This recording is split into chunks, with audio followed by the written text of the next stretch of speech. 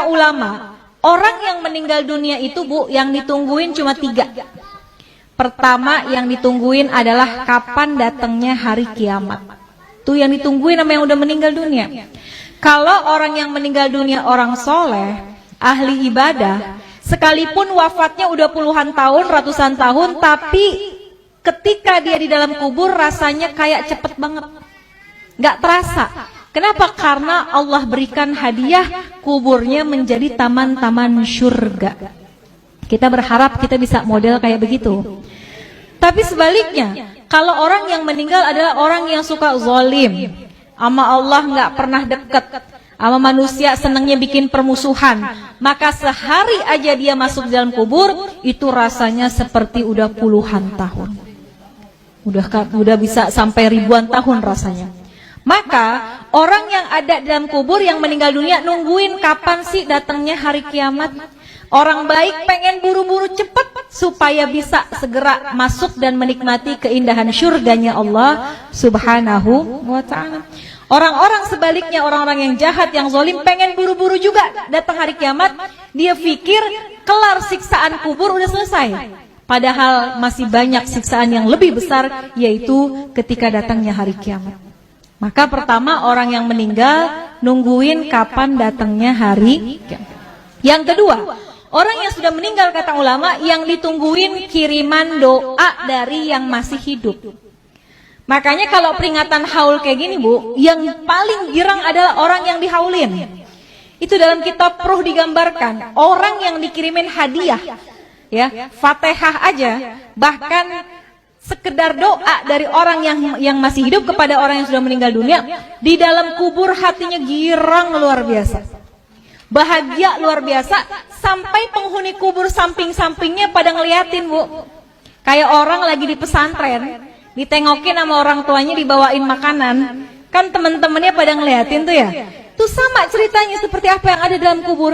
Kalau orang tua kita dikirimin Fatihah, dikirimin doa sama anaknya, maka girang banget hati orang tua kita. Tuh penghuni kubur lainnya pada ngintip.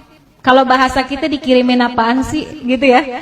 Maka mereka sangat menunggu kiriman doa daripada keluarganya yang masih hidup di dunia. Bahkan diceritain Bu, kalau yang ngirimin anaknya, keturunannya itu malaikat akan membawa doanya menggunakan nampan yang terbuat dari emas. Punya nggak nampan dari emas? Nggak ada. Tapi Masya Allah ketika kita meninggal dunia, malaikat hadirkan doa.